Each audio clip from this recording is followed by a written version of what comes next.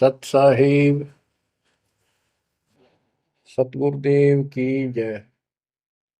बंदी छोड़ कबीर साहिब जी की जय। बंदी छोड़ गरीबदास जी महाराज जी की जय। स्वामी राम देवानंद जी गुरु महाराज जी की जय हो।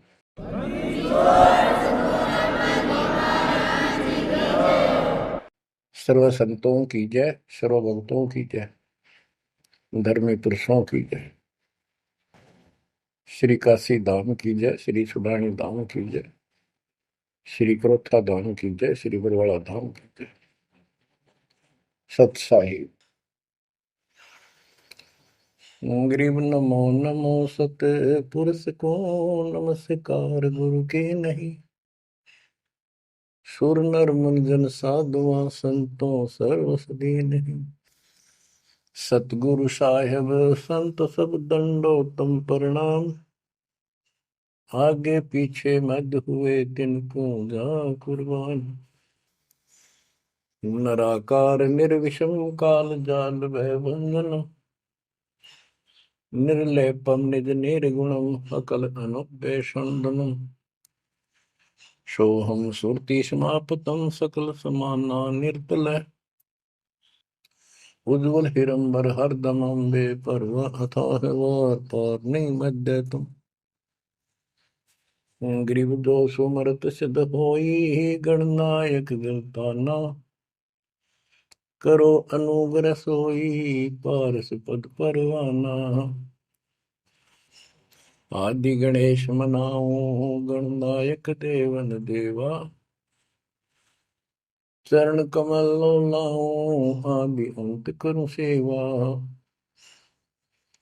परम शक्ति संगीत अमृत सिद्धिदाता सोई। अविगत गुण अतीतम सत्य पुरुष निर्मोही। जगदम्बा जगदीशन मंगल रूप मुरारी।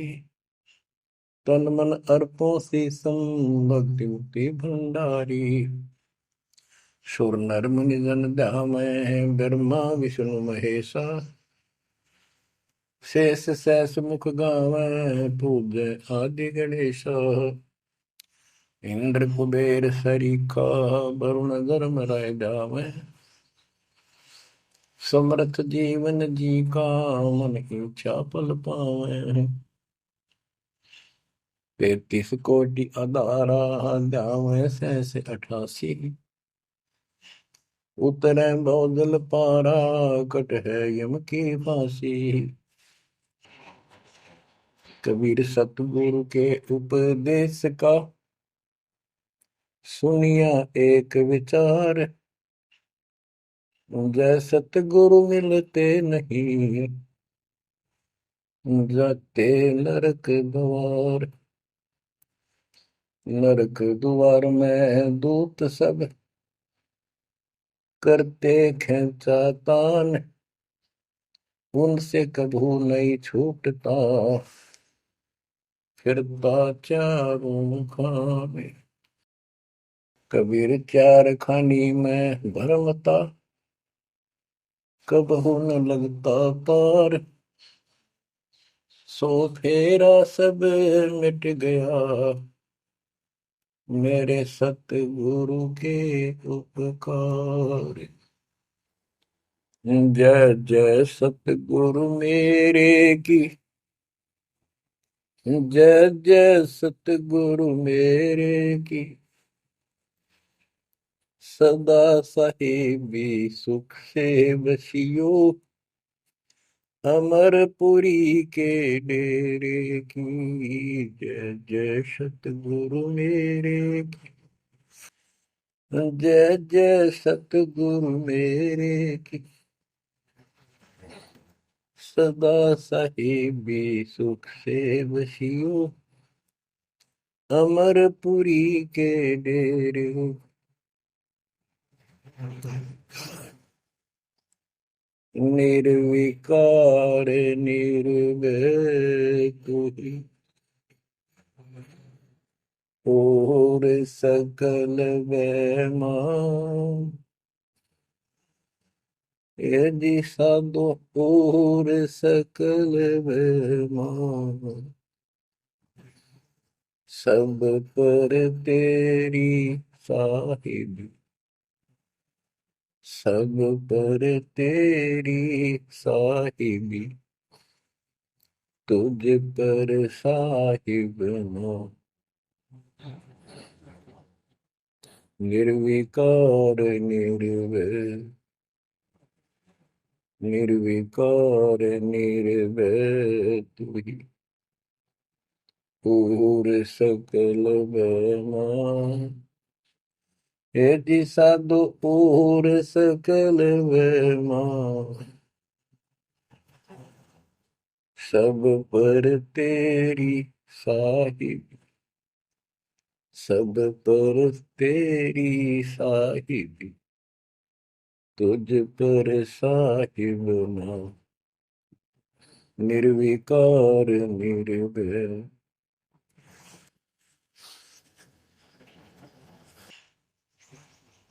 परम पिता परमात्मा कबीर जी की प्यारी आत्माओं, परमेश्वर की असीम रजा से, अपने पिता की असीम कृपा से आज इस घोर कलयुग के अंदर अपने को धर्म कर्म करने का प्रॉपर ज्ञान हुआ, विशेष ज्ञान विधिवत, और सच्चा ज्ञान, सच्चा भगवान, सच्ची भक्ति, और आपको पूर्ण सतगुरु प्राप्त हुआ। जो इस गंदे लोक में आकर हम परमात्मा को फिर भुला दिए, भूल गए, भुला दिया हमारे को, भूले नहीं। ये त्रिगुण में माया, रजगुण धर्मा से निकल रहा है गुण, सतगुण विष्णु जी से, तमगुण शंकर जी से हमारे ऊपर इतना जबरदस्त प्रभाव रखता है कि हम सब भूल जाते हैं और इनसे प्रेरित होकर के सारे उल्टे काम करें। ब्रह्मा जी के गुण से या ठाठ बाट की इच्छा होती है, राजपाट की इच्छा होती है, और संतानों उत्पत्ति बाई फोर्स कराई जाती है, जीव के वश का नहीं होता। और फिर ममता मोह एक ऐसा रोग लगा रखा है, ये सबता लग जाता है। किसी से 10 दिन ठीक से बात कर ले, उससे मोह हो जा, और अपने परिवार में जन्म लेने वाले बच्चों को से तो होना ही होना, हुआ तो 8% सीने से लगाते हैं उनको। तो होता क्या है, ये काल का आहार तैयार करवाया जाता है। गीता अध्याय 7 श्लोक 12 में कहा है कि अर्जुन, रजगुण तमगुण सतगुण, रजगुण ब्रह्मा, सतगुण विष्णु, तमगुण शिव जी, इन तीनों गुणों के द्वारा जो कुछ भी हो रहा है उसका निमित्त मैं हूं, मैं इनमें नहीं हूं, यानी मैं इनसे अलग हूं, ऊपर हूं। रजगुण ब्रह्मा से उत्पत्ति, सतगुण विष्णु से मोह ममता एक दूसरे में जकड़ देना, सतीथी बोल रहे हैं इसको, अब टिके रहे यहाँ पर, और तमगुण शंकर से संहार। ये है यहाँ का प्रोसीजर। हमारी आंख कतई नहीं खुलती क्योंकि प्रेशर ज्यादा है, इतना दबाव है, जीव की अवस्था नहीं है। आपको इतना ज्ञान सुना दिया और सुना रहे हैं, इस ज्ञान से आपके अंतःकरण में ये फाइनल हो जाएगा एक दिन। क्योंकि बार बार कोई वस्तु सुनते हैं, उसका धीरे धीरे धीरे धीरे असर बनना शुरू होता है। हम बातें सुनते हैं, सत्संग सुनते हैं, विचार मालिक के सुनते हैं, वाणी सुनते हैं, तो एक बार तो कति वैराग आ जाता है कि सचमुच बहुत गलत जगह फंस गए, या कुछ भी अपना लेंगे। और उसके थोड़ी सी देर के बाद, क्योंकि मेरे को और काम भी करने होते हैं, ये व्यवस्था यहाँ की ऐसी है, तो फिर शाम तक कति भूल पड़ जाती है, बस मंत्र कभी कभी याद आ जाते हैं करने हैं, सुबह दोपहर शाम की वो नियमित सतुति भी याद रह जाती है। बाकी समय हम ज्यादातर अन्य कारोबार के सिलसिले में, रोजगार के सिलसिले में बातें करते रहते, वह फिर से थोड़ी सी भूल पड़ जाती है, फिर जब सत्संग सुनते हो फिर जागृति आती है। ये ऐसे चलेगा, चलने दो। जैसे आपको बताता हूँ, बार बार दास बताता है कि आप बच्चे स्कूल में जाते हैं, अध्यापक आता है, अपना उसका पीरियड लेता है, सबको सावधान करता है, ध्यान से सुनो, तुम लाइन में बैठ जाओ। तो हम बहुत सतर्क होके उनकी एक एक बातों को सुनते हैं, नोट करते हैं, लिखते हैं, फिर याद करते हैं। उसके बाद हम फिर खेलते कूदते भी हैं, बच्चे घर का भी काम करते हैं, माँ बाप का हाथ भी बटाते हैं। लेकिन जो स्कूल के अंदर जो बातें सुनी थी, जो ज्ञान सुना था, वो एक अलग कोने में, मन के हृदय के अलग कोने में डिपॉजिट होना शुरू हो जाता है। और उसके अतिरिक्त हम और भी काम सारे करते रहते हैं जो पहले भी कर रहे थे। एक दिन हम विद्वान बन जाते हैं, वो काम फिर भी कर रहे हैं। इस ज्ञान को रह रहकर सुनने से एक दिन आत्मा कति दृढ़ हो जाएगी कि इस संसार में एक दिन भी रहने का नहीं है, ये संसार एक दिन भी। और कभी भी फिर शरीर यहां से छूट जाए, जाने का टाइम आ जाए, नो प्रॉब्लम। हमारी आस्था सतलोक में जाने की होगी, क्योंकि हमने वहां जाने का टारगेट बना रखा है। पहले तुम्हारा कोई टारगेट नहीं था, मेरे पास जाएंगे कहाँ। उसमें कोई बच्चे में मोह हो जाता, परिवार में मोह रह जाता, यही कुत्ते बनकर जन्म ले लेते। कबीर साहब कहते, जहाँ आशा तहाँ बासा हुई, मन कर्म वचन सुमरियो सो। गीता अध्याय 7 श्लोक 6 में यही स्पष्ट किया है कि अर्जुन, अंत समय में जो जिस भी भाव में भावित रहता है, जिसके ऊपर जिसमें आस्था रहती है, वो उसी को प्राप्त होता है। जब तक हम भक्ति नहीं करते, इस ज्ञान से परिचित नहीं होते, तो हमारा संसारिक संसारिक यानी परिवार में, संपत्ति में, इसमें कभी हम जकड़े बैठे होते हैं। एक उदाहरण दिया करते थे गुरुदेव, एक बूढ़े की मृत्यु होती, किसान था, पशु रक्षा करते थे, मृत्यु होने लगी, उसकी जुबान बंद हो गई। आसपास परिवार के सदस्य आगे, वही पिताजी तो अंतिम टाइम आ गया, वो आगे। तो थोड़ी देर के बाद वो ऐसे संकेत करने लगा, ऐसे इशारा हाथ से। उन्होंने सोचा भाई पिताजी कुछ कहना चाह रहे है, हो सकता कोई धंधा रखा और बताना भूल गया, वो अचानक मृत्यु होगी। एक डॉक्टर बुलाया, उसने पता था कि एक बार ये बुलवा देगा, 500 रुपये लेगा, ऐसा इंजेक्शन लगाता है। वो बुलाया गया, उसने इंजेक्शन ला दिया। पिताजी बता बता जल्दी क्या कहना चाहो थे। एक गाय का बछड़ा झाड़ू मुंह में दे रहा था, उन्हें खराब कर रहा था। जो बोला, देख यो बछड़ा झाड़ू चाबे, तुम कित मर गए, नाश करोगे मेरे गाय पाछे, ये नुकसान कर दिया। 2.5 आने की झाड़ू 500 रुपये पड़ गई हुए। जहाँ साता बासा हुई, वहीं फिर कुत्ता गधा पशु बनकर वहीं जन्म लेगा। तो हमारी ये वृत्ति यहाँ से हटेगी इस ज्ञान से। अंतिम समय आप यहाँ कुछ याद नहीं आओगा, इस ज्ञान में सुनते रहे और भक्ति करते रहे, मर्यादित रहे। ज्ञान के साथ साथ यह भक्ति आपको सहारा देगी अंतिम समय में, मन को उधर धकाने के लिए। वैसे नहीं है धकता है, बहुत ताकतवर है, ब्रह्मा विष्णु महेश मन का आधार मान रहे। ये ज्ञान और इस भक्ति की शक्ति इस आत्मा को न धका देगी ऊपर। अंत समय में सेकंडों के अंदर सतलोक बैठे पाएंगे। इस पर लगे रहना, इस मार्ग से जैसे दास आपको बताता जाएगा। अमर करूं सतलोक पठाऊं, ताते बंदी छोड़ करूं। कबीर साहब कहते हैं, मैं अमर करूं सतलोक पठाऊं भेज दूं, इसलिए बंदी छोड़ कर लाता हूं। अब यहाँ ये क्यों हो रहा है, क्या हो रहा है, आपको सब पता है। पहले तो नहीं था, पर अब पता लग गया आपको, बिल्कुल सही पता लग गया। माता पिता के सामने बच्चे एक या दो तुरंत मर जाते हैं, चक्कर मारते रह जाते हैं, हाथ कुछ नहीं आना, और कई महीने वर्षों तक उनकी याद सताती रहती। हम इतने विवश हैं, हम इतने बंद में हैं, हम कुछ नहीं कर सकते, लाचार हैं। एक राष्ट्रपति किसी देश का, या प्रधानमंत्री, या अन्य कोई शख्स मानता अपने आप को, उसका इकलौता बेटा मर गया, प्रधानमंत्री का, टक्कर मारा वो टक्कर। और उससे पहले जब आकाश में वो हुई थी उसकी तूती, साथ में आकाश में रहा था, उसका दिमाग धरती पे पटक दिया।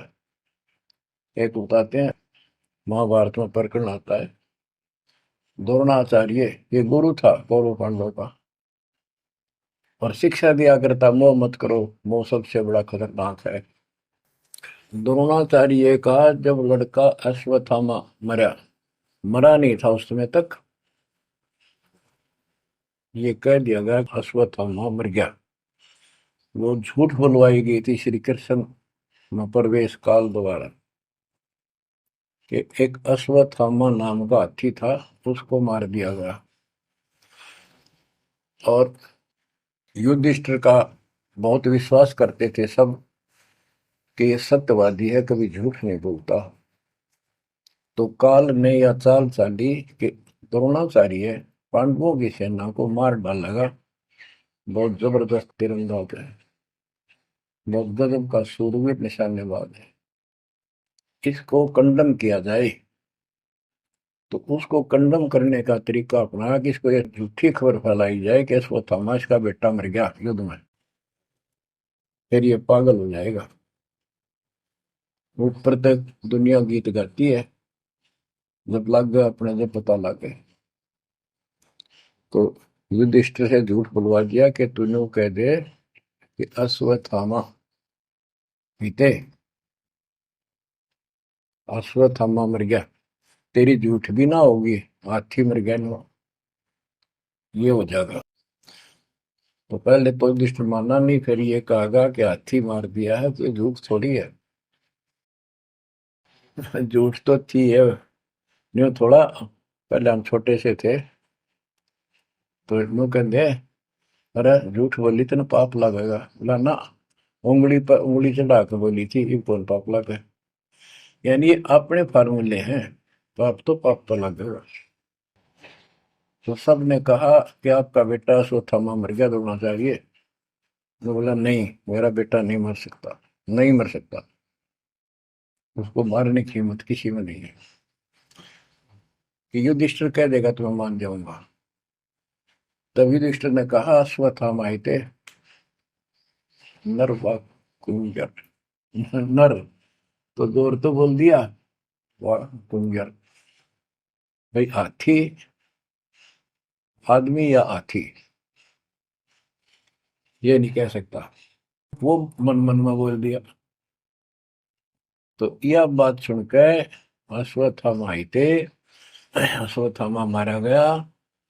आगे कड़ा सुना था द्रोणाचार्य, नरवा कुंजर कह गया वो, इतना पागल ने ढाल हो गया, टक्कर मारा, कति कंडम हो गया, उसने हथियार भी नहीं उठा उसने।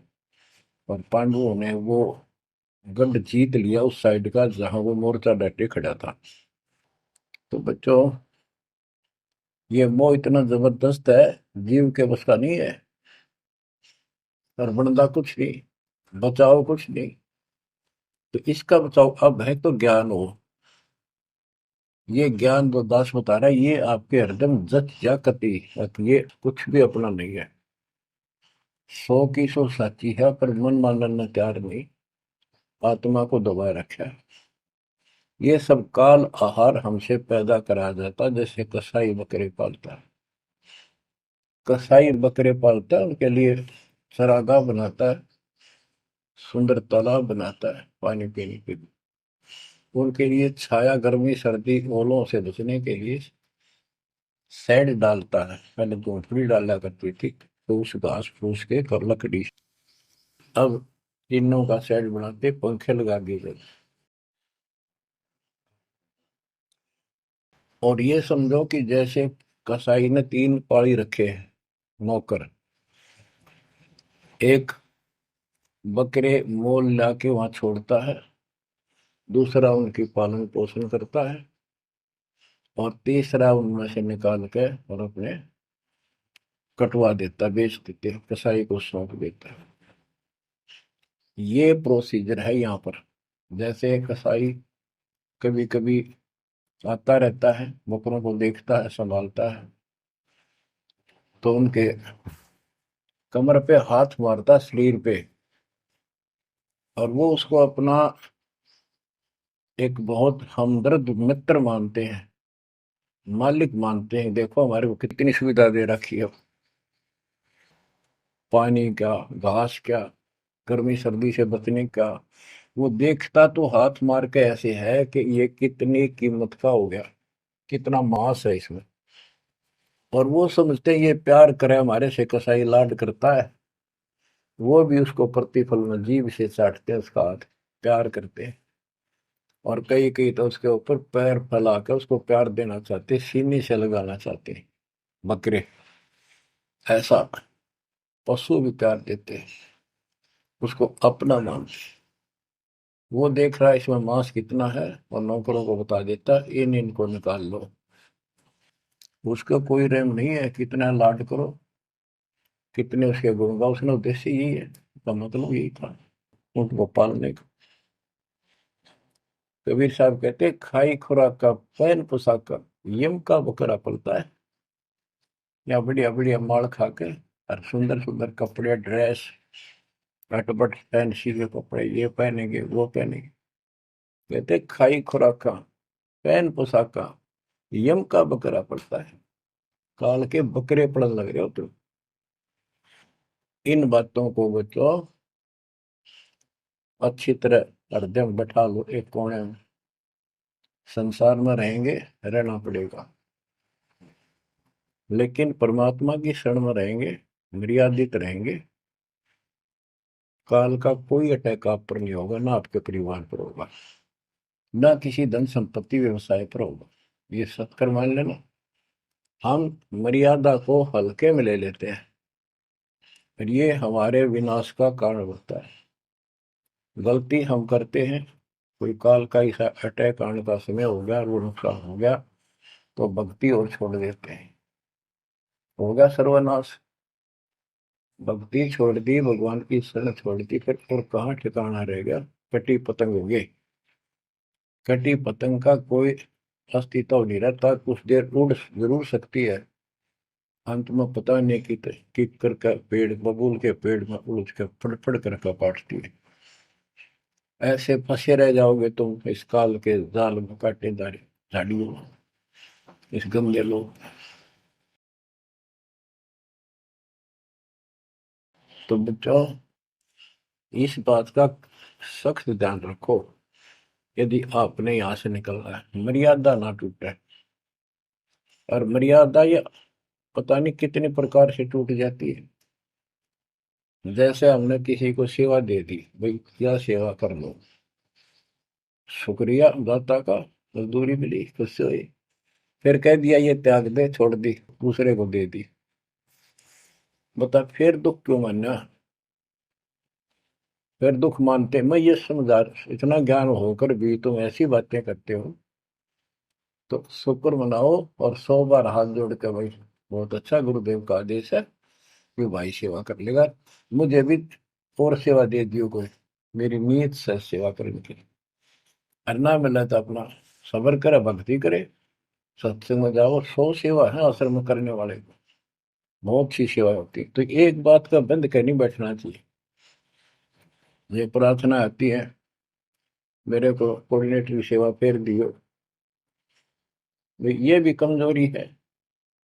जैसे एक डॉक्टर के पास बूढ़ा आदमी गया, कमजोर सा, वृद्धावस्था में अस्थि पिंजर बने जा शरीर का, जाके बता डॉक्टर जी मैं खड़ा होता हूँ तो चक्कर आते हैं, क्या करूँ। डॉक्टर बोला कमजोरी है, वीकनेस ऑफ बॉडी। बोला पिंडी दुख है, पिंडी, पैरों की। डॉक्टर बोला कमजोरी है। फिर वो व्रत बोला जी, मेरे सारा शरीर में भड़कुआ रहती है, यानी सारे शरीर में दर्द सा बना रहता है, चबक चबक नाड़ी करती है। डॉक्टर बोला कमजोरी है। वो वृद्ध गुस्सा होकर बोला डॉक्टर ने, तो डॉक्टर है गम चक्कर है, एक का बात जाना है कि कमजोरी है, कमजोरी है, और भी तुम्हें पता होगा। डॉक्टर बोला ये भी कमजोरी है, this is also due to weakness. ये क्रोध भी कमजोर आदमी ने घनाया कर, यह भी कमजोरी है। तो बच्चों यह सारी ये कमजोरी है जो मर्यादा से नारी हटकर करोगे, चाहे कुछ भी कर लियो। मर्यादा को हल्के में ना लो। जैसे हमने इतने सारे नियम बना दिए, भक्ति करनी है तो इनका पालन करना पड़ेगा, नहीं तो फिर गधे बनकर कुमार के नियम में चलना पड़ेगा। एक कदम भी अपनी मर्जी से नहीं जा सकते, बैल बनकर नाथ डल जाएगी, छच्चर बनकर बग्गी में दौड़े जाओगे, रेडी में, फिर चलेगी क्या आपकी मर्जी। असंग जन्म तन मृत्या हो गए, जीवित क्यों ना रे। दवा दस दर मद मैल मठ बोरे, बोर ना दे धरे रे। तो बच्चों जीवित मर लो, इन बातों को छाती में धर लो, हृदय में बैठा लो, कति मस्तिष्क में। ये संसार आपका नहीं है, ये परिवार आपका नहीं, ये संपत्ति या कार कोठी तेरी नहीं, गरीब काया तेरी है नहीं, ये माया कहाँ से हो। चरण कमल में ध्यान रख, इन दोनों को खो, इनको भूल जा, अपने गुरु जी के चरणों में ध्यान रख, उनके बताए दिशा निर्देश के आदेश से आधार से अपना जीवन निर्वाह कर। बच्चों आंख खोल लो, बार बार ये बातें बताई जाती हैं। जब ऊक चुक हो जाएगी फिर तो रोना शेष रहेगा, नथिंग एल्स। इस मार्ग में अहंकार इंसान को मारता है। किस चीज में अहंकार करो, माया होगी तो अहंकार होगा, कोई पोस्ट पद ठीक सी होगी तो अहंकार होगा, शरीर स्वस्थ है, थोड़ी सी जान, अहंकार हो गया, एक परिवार में पांच चार लाठी ठाणिये हो गए तो अहंकार हो गया, और अपने बॉडी की ताकत का अहंकार।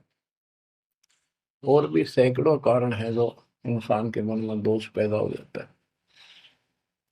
तो ये इंसान का सबसे बड़ा खतरनाक शत्रु है। परमात्मा को अहंकार पसंद नहीं, और छोटी मोटी गलती को माफ कर सकता है। रावण था जिसे अहंकार नहीं छूटा, 10 मस्तक सर भी काट दिए, 10 बार काट दिए तो वापस दे दिए, ले भाई। ये सारा कुछ खेल कबीर साहब का किया, सारा कुछ।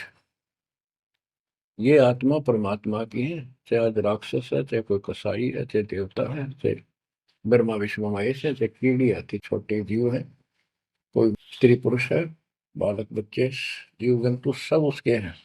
काल चाहता भक्ति से खत्म हो जा, ये भक्ति में इनकी आस्था खत्म हो, मालिक चाहता है इनकी भक्ति में आस्था खत्म ना हो, फिर तो कति गए काम क्या। जो भी जैसी साधना मालिक के नाम पर बैठ कर कहीं कर रहा है, उसके पिछले संस्कार से, उस भक्ति से जो उसको मिलना है, उसके साथ साथ परमात्मा उसको सहारा देते हैं। जैसे रावण ने सिर काट दिया शिव जी के निमित्त, तो भगवान के नाम काटा उसने, वो भगवान की खोज में निकला था। साधना गुरु गलत मिलने से उसको मार्ग गलत मिल गया, पिछले जन्म के संस्कारी ही इतने सेक्रीफाइस कर सकते हैं, इतनी कुर्बानी कर सकते, वैसे नहीं हुआ करते। तो पिछले जन्मों में वो भगवान का भगत रहा है, फिर इतना बिगड़ गया कि राक्षस बन गया। तो उस मालिक ने उसको 10 शीश वापस दिए, लेकिन बकवाद करी तो अंत बुरा हुआ। उसके कर्म मधु सिद्धि सिद्धि की, उनसे धन दे दिया, वो धन भी यही छोड़ गया। गिरफ्त सर्व सोने की लंका होती, रावण शरण दी, एक पलक में राज विराजी, जम के पड़े दी, मन तो सुख के सागर बसरे, और न ऐसा यसरे। क्या मांगो कुछ थिर न राही, देखत नैन चला जग जाई, एक लख पूत सवा लख नाती, उस रावण का आज दीवान बाती। एक पुत्र मांगते फिरते हैं, एक बेटा देते, हे भगवान बेटा हो गया। बेटियों की तो हम गिनती नहीं करते, बेटा चाहिए बेटा। वो किस लिए उगलथमी पैदा कर रखी थी कि बेटा ना हो, यहाँ तक गति नहीं होगी माँ बाप की, क्योंकि अंत समय में जेठा बेटा, बड़ा पुत्र माँ बाप का अंतिम संस्कार कराए, यानी उसने फूका है, फिर उसकी अस्थि डाल करावे, फिर उसकी क्रियाक्रम करावे, तो उसकी गति हो। और जिसका बेटा नहीं, उसकी गति नहीं हो सकती। उसको तो संतान वाला मानते भी को नहीं, मना नहीं करते थे। अब तो ये चांदना होगा, रोशनी होगी, बेटा बेटी है, कितनी मूर्खता का काम था। लेकिन काल ने तो उल्टी पढ़ाई पढ़ानी, उल्टा रास्ते डालना, और वो होना एक परंपरा बनाकर बैठ गए। वो एक लकीर के फकीर होंगे। जैसे राजा दशरथ का सबसे बड़ा बेटा रामचंद्र था, उसको राज दे दिया, और बच्चों फिर उसको वनवास देना पड़ गया मजबूरी में। रामचंद्र जी वनवास में चल पड़े। राजा दशरथ का इतना मोह था अपने बच्चों में, रामचंद्र में विशेष, और जो बिछुड़ा उसमें ज्यादा हुआ करे, तो नो चल पड़ा। महल के ऊपर चढ़ के देखा, दिखता रहा, फिर नहीं दिखा तो चौबारे की अटारी पर चढ़ गया। चौबारे पर चढ़ कर जहां तक उससे दिखा, फिर मुंडेर पर चढ़ गया, एडी ठाई गिर गया, वहां से जमीन पर गिर गया, गिरते मर गया।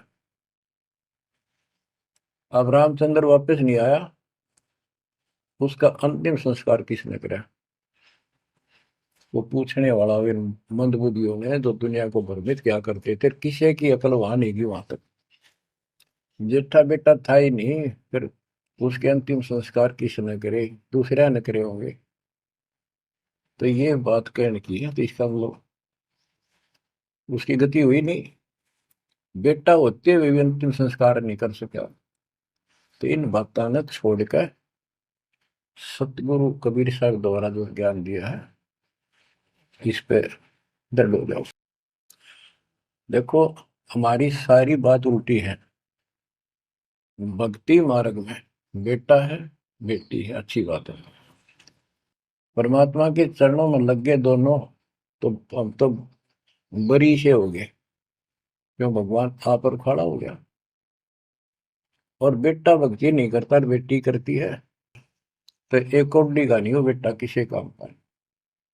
कबीर साहब कहते हैं, राम रटत कन्या बलि, साकर बलाना पूत, छेरी के गलगल थना, छेरी के गलगल थना, जिसमें दूध न बूत।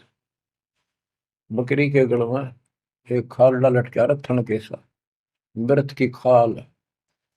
कहते वो बेटा था गल का, ऐसे वजन है सिर पर, बेमतलब का व्रत का दिखावा दिखावा है। और वह बेटी अच्छी, राम रटत कन्या बली, सकट बुलाना पूत। तो बच्चों, ये दातम मार्ग है, इसमें सारी बातें पहले से विपरीत हैं। देखो, बेटा ना होगा, बेटी बेटी होगी, तो यहाँ सृष्टि नहीं चलेगी। और बेटी बेटी होगी, बेटा नहीं हुआ, तो भी दिक्कत संसार की सृष्टि में आ सकती है। बाकी भगत का कोई फर्क नहीं पड़ेगा। इन बातों को जो दास कहता है, इनको एक सामान्य बातें ना समझना, निष्कर्ष है इस जीवन का। जिसके बेटी नहीं है, उसको ये तड़प रह जाती है बेटा होता, या भूल के भी ना करना। इन बेटे वाले ने देख लो कितने सुखी, टाइम पर रोटी नहीं, चाह नहीं भी तरसे बैठे बैठे। वो सोचे बड़ा दे देगा, छोटा सोचे बड़ा आप दे देगा, बड़ा सोचे छोटा कह देगा। बड़े बेटे आंखें में आंसू बुढ़ा में। और बेटी आखिरी सांस तक प्यार देती है अपने माँ बाप को। एक आदि ने कमी बात कह नहीं सकते, वो किस्से के बिना होती हो तो आत्माएं खुश होती है आखिरी सांस तक। यहाँ भी हमने देखा, जैसे लड़की रोटी खा रही है और लड़का वैसे बैठा था। माँ ने कहा बेटा वो सामान ला उठा कर, मैं रोटी तैयार बनाऊं भोजन। बेटा बेटा ना लाऊं, यूं कौन खोया लावे। बेटी तो कहा भी कोई ना, रोटी खाती खाती छोड़ के आन की थी, एक 10 साल का की होगी, लड़का 12-13 साल का। उठ कर रोटी छोड़ के हाथ धोकर और सामान लाकर माँ को दे दिया। लेकिन फिर भी बेटे में मोह ज्यादा और बेटी में नहीं। इसका कारण यह था कि हमने बेटी को बाहर बना लिया इस गलत रीति रिवाज। बेटी तो 15-16-20 साल की मेहमान होती है आपकी। ये तो परमात्मा की बेटी 2 गुना का सुधार करती है। आगे जाके घर बसावे, उस परिवार को भी सुधारे और माँ बाप के अंदर मोह नारा रहे। तो भाव ये है कहने का, अगर बेटा नहीं है ना और भगत है, उसके ऐसा भगवान धरती पर नहीं। प्रथम तो वो है जिसका कति संतान नहीं, वो भगवान। दूसरा वो है जिसका बेटा ना हो, बेटियां की करके शादी वृद्धावस्था में अपना ले कमाना जाता है। और बेटी वहां बैठी भी माँ बाप की चिंता करेंगी और कोई ना कोई सुविधा उनको देती रहेगी। और बेटा छाती पर रह के भी खून फूक के जाएंगे, कति साफ दिखाई दे है। इसमें कोई मानो तो ना मानो, लेकिन बेटे भी हैं, ठीक है। और उनमें वो भी भक्ति करो, आप भी करो, कुछ दिन में उनको समझ आ जाएगी। पुत्र वधु भी भगवान से डरने वाली हो जाएंगी, माँ बाप का ध्यान रखें। वैसे कोई विकल्प नहीं इसका, लेकिन इस दुख को हम अच्छा मानते हैं पुत्र ना होने से। हम तो काल ने गधे बना रखे हैं। जितना कष्ट हमें रहे और वजन लग जा रहा है तो हम सीधे चला, और कम हो जाता मानने को नहीं। हमारा तो जैसे एक माई का पुत्र मर गया 15-16 साल का, और भगत थी,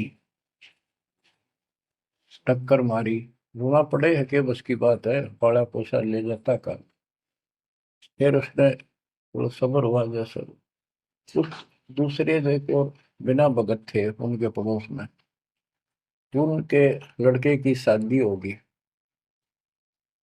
और वह पत्नी थी बदचलन, उनको समझाने की चेष्टा करी कि तू ऐसा ना कर, लेकिन वह तो मानी नहीं, उसने वही फांसी खा ली। अब वह भी मर गई और वो बेटा भी जेल में, और वो सारे जेल में। वो दहेज के कारण, एक बेटा था ऐसे ही, उसने बहू को प्रताड़ित किया दहेज लेने के लिए। गरीब घर की लड़की थी, उसने सुसाइड कर लिया। वैसे सुसाइड करना कोई विकल्प नहीं है, इसे गंदे आदमी को छोड़कर कुमारी रह ले, अपने घर पे बैठ गया। तो उस बेटे के कारण माँ बाप ने भी सजा हुई, बहनों तक भी जेल होगी। इसे बेटे ने के फूका, ईसा तो पहले मर जाता था अच्छा था। लेकिन हम इस बात को मानने को तैयार नहीं है, ना मानने के जब क्या कर लोगे, काल तक आ गया, मारे जाओ टक्कर। तो कहने का भाव ये है कि इन विचारों से अपने मन को सेट रखो, परमात्मा जो करता है वो सही करता है।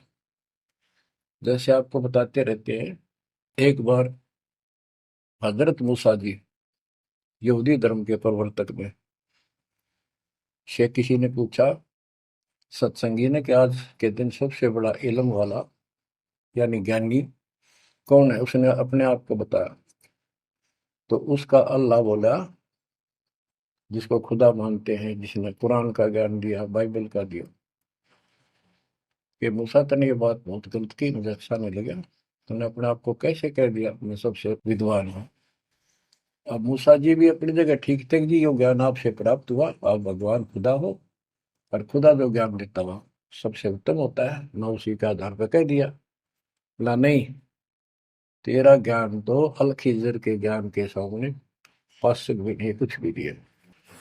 तो अलखिजर के पास मूसा जी पहुंच गए। अलखिजर जी ने कहा, कबीर साहब थे वो, कि मेरी तो बातों को माननेगा नहीं, विश्वास नहीं करेगा, जो मैं को बातें माननी पड़ेगी, कोई ऑब्जेक्शन नहीं होना चाहिए, और बोल लेगा नहीं, सुन देखता देखता रही। वो बोला, मूसा जी बोले, बिल्कुल महाराज, जैसे आप कहोगे, मुझे सब्र करने वाला पाओगे, कतई मैं ऑब्जेक्शन नहीं करूंगा आपकी बातों में। अगर तू खरा उतरा तो ज्ञान बताऊंगा, ना बताऊंगा। उसने रास्ते में चलते, एक जवान लड़का था, 17-18 साल का, अलखिजर ने पकड़ के और उसकी गर्दन पकड़ के मार दिया।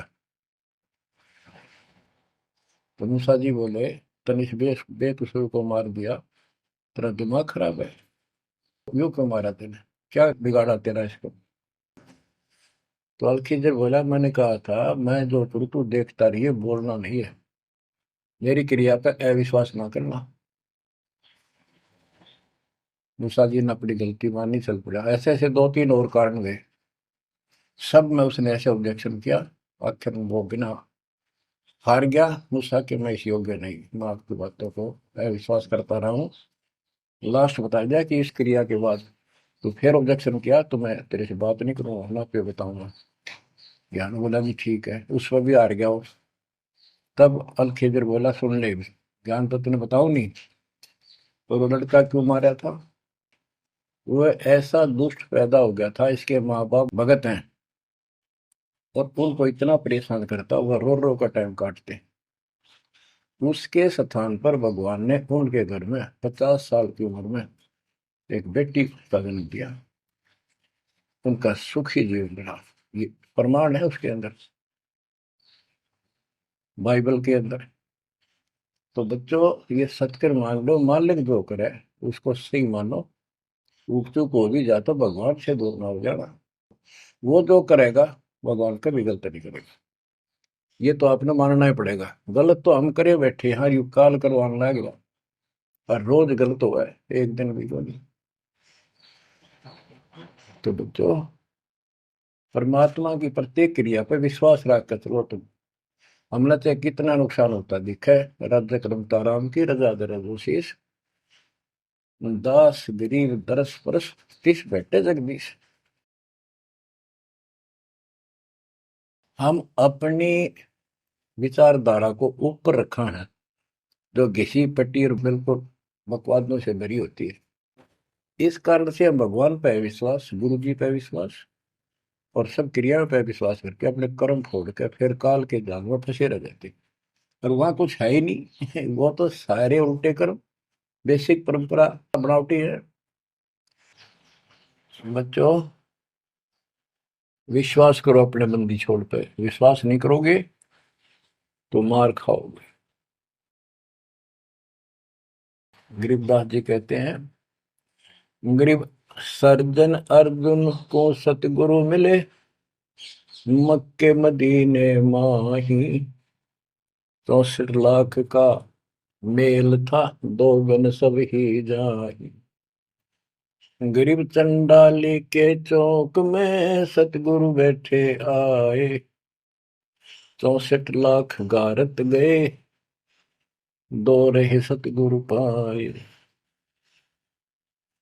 गरीब सरजुन अर्जुन ठाहरे, सतगुरु की प्रतीत, सतगुरु यहाँ ना बैठिए, यो द्वारा है नीच। गरीब ऊंच नीच में हम रहे, हांड चाम की दे, सरगुन अर्जुन समझियो, रखियो शब्द स्नेह। बच्चों, सरजुन और अर्जुन नाम के दो मुसलमान थे। इनके नाम तो मुसलमान पद्धति पर थे। परमात्मा मक्का मदीने में गए तो वहां बहुत से चमत्कार किए। इन दोनों आत्माओं को समझ में आई ये बात। फिर ये सारी संगत में वहां मुसलमान थे, 2 वक्त मुसलमान हुए। इन्होंने कहा, वैसे तो काफी थे मुसलमान भी, पर ये विशेष दृढ़ थे, सब नियमों का पालन करने वाले थे। तो इनका नाम बदल के सरजुन और अर्जुन रख दिया। परमेश्वर कबीर जी ने संगत की परीक्षा लेने के लिए एक लीला की। कि ये विश्वास करते हैं या नहीं करते हैं। क्योंकि भक्तों में गुरुदेव के आदेश का भी पालन कम होने लगा था। जैसे एक लड़की थी, उसको ज्ञान हुआ वो गलत काम करती थी, वैसा थी। अपना जीवन सुधारने के लिए मालिक से ज्ञान सुना, सत्संग में आने लगी, तो संगत वाले उसको धिक्कारने लगे। गुरु जी से बताया, गुरु जी ने सत्संग के माध्यम से कहा, भाई आपने इस चीज से कोई लेना देना नहीं, कोई सत्संग सुनेगा नहीं तो आत्मा कैसे साफ होगी, कपड़े को पानी साबुन लगेगा नहीं, उसका मैल कैसे उतरेगा। फिर भी वो जैसे तैसे अटपट करते रहते हैं। एक दिन मालिक ने परीक्षा ली, एक लड़की उस वैश्या को हाथी पर बैठाया, हाथी किराए पर लिया, हाथ में गंगा जल, सफेद पानी बोतल में भर लिया जैसे शराब हो, लड़की के कंधे पर हाथ रख लिया, सारी काशी में घुमा दिया, साथ में रविदास जी थे। तो जितने भी सबको पता चलता है, लोग देखते गए, शिष्यों को बुला बुला के लाओ, देख हम तो क्या करते, वहां पर वैश्या तक जाती है, दुल्हा करेक्टरलेस है। पहले तो हम भगवान कहा करते उसको, इतने सुख दे दिए, जब जान निकली पड़ी थी, टोटा दुखी कर रहा था, शरीर में कष्ट थे, कहीं सुबह का रोटी भी नहीं थी, और इतने ठाठ कर दिए गुने दिनों में। जब तो भगवान थे, आज वो शैतान लगे। ये हमारी कमजोर बुद्धि, जीव बुद्धि की सोच थी। सब परमात्मा को छोड़कर दूसरी साधना करने लग गई। गरीबदास जी कहते, बड़ुआ बड़ुआ सब कहे कोई ना जाने खोज। क्यों ऐसे किया था उस बालक ने, इसको कोई नहीं समझ सका। दास गरीब कबीर कर्म, बट सर का बोझ। कि वो इतने शिष्य बना लिए थे, उसका भार गुरु पे होता है उनको पार करने का। और वो सारे निकम्मे हो गए थे, अविश्वास कर रहे थे, मर्यादा का पालन नहीं करते थे, तो एक का झटके में सारे आप पड़ गए, वो भार सारा उतर गया। तो उस समय अर्जुन सर्जुन बाहर गए हुए थे, उनका ड्यूटी लगाई थी, तू जाया करो मुसलमानों के मेला में, वहां समझाओ लोगों को। तो मक्का मदीना से ये आए। उस समय सारी लीला हो चुकी थी, और कबीर साहब उनकी परीक्षा के लिए उस दिन भी उस लड़की के घर जा बैठे, वैश्या के आंगन में। अर्जुन सर्जुन को बताया कि गुरु जी तब भाई कति गिर गए, जुल्म कर दिया सरेआम, वैश्या के साथ साथी में घूम रहे थे, शराब पी रहे थे। अर्जुन सर्जुन को विश्वास नहीं हो रहा था कि ऐसी क्या बात कर रहे हो, ऐसी बात कहने से ही पाप लगता है गुरु जी के प्रति, तुम ये बोल क्या रहे हो। तो एक बोला, मैं अभी देख कर हूँ, आज भी वहीं बैठे ना, एक ही ना, तो जा देख ले, देख लो जाके। वो दोनों वहां गए, परमात्मा बैठे थे, लड़की पैर दुबारी, गुरु जी बैठे चारपाई पे, बेटी बैठी नीचे। तो गुरु जी को शिक्षा देते हैं, गिरफ्त अर्जुन अर्जुन ठहरे, सतगुरु के प्रतीक। यानी उनने कुछ दृढ़ता दिखाई थी, फिर जाके देखा तो वहां सतगुरु से बोले, सतगुरु आना बैठिए, यो द्वारा है नीच। हे सतगुरु, आप यहाँ ना बैठो, ये तो एक नीच औरत का घर है। परमात्मा बोले, गरीब ऊंच नीच में हम रहे, ये हाड चाम की दे, तुम्हारी हाड चाम की दे है, इसकी बोई। अर्जुन अर्जुन समझियो, रखियो शब्द स्नेह। तुम समझ जाओ, अपनी भक्ति कर लो, जो नाम दिया, इन बातों में कुछ नहीं दे रहा। तुम गुरु को शिक्षा देते हो तो मेरे गुरु हो गए। ऊंच नीच में हम रहे, ये हाड चाम की दे, सरजुन अर्जुन समझियो, रखियो शब्द स्नेह। तो उनकी आंखें जब खुल गई, पैर पकड़ लिए, माफ करो गुरुदेव, मेरे नीच आत्मा है, हमसे बड़ी भूल होगी, क्योंकि वो चाहती है उनको भगत की भक्ति की। फिर परमात्मा ने कहा, बेटा कितनी बात बना लो तुम, मेरे प्रति वो भाव थारा हो नहीं सकता, तुम्हारे मन में मैल आ चुका है, और ईब मेरे इस शरीर से, गुरु रूप से तुम पार नहीं हो सकते। फिर रोए बुरी तरह जी, फिर उद्धार कैसे होगा? फिर बता कि दिल्ली से 10 मील दूर पश्चिम की ओर किसी गांव में हम फिर आएंगे, हमारा एक भक्त आएगा, उसको दीक्षा देंगे, दीक्षा उससे लेकर तुम कल्याण को प्राप्त होगे। तो वो कहते हैं वहां से चल के वृद्ध अवस्था में हमायूं गांव है खरकोदे के पास, वहां आकर उनके कति वृद्ध हो गए, मालिक की कृपा से वो 200 साल जिए ऊपर में। और फिर गरीबदास जी को परमात्मा मिले 10 साल की उम्र में, उनको दीक्षा का आदेश दिया। तब उसने वहां से दीक्षा लेकर वहीं शरीर छोड़ दिया, छुड़ानी में।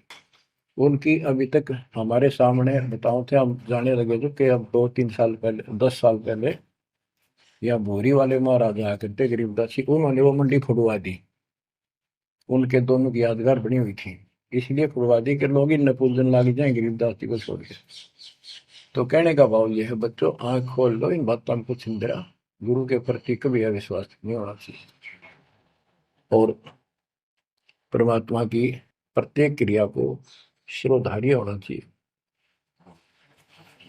आंख खोल लो, परमात्मा बार बार यह मौका नहीं देगा आपको। समझा है तो सिर दर पाऊं, और नहीं रे ऐसा था। ये संसार समझदा नहीं, कहंदा शाम दोपहरे गरीब दास ये वक्त जात है, रोवोगे इस पैरे। भक्ति नहीं करते वो न्यू रोएंगे, गलत साधना कर रहे वो रोएंगे। ये सच्ची भक्ति करके मर्यादित ना रहे तो तुम रोओगे। कभी सीधे हो जाओ, समर्पित हो जाओ, मालिक के चरणों में सदा ध्यान रखो, बुराइयों से बचो, सेवा सुमन दान करो, मर्यादा का निर्वाह करो, मालिक आपको मोक्ष दे। सत्साई।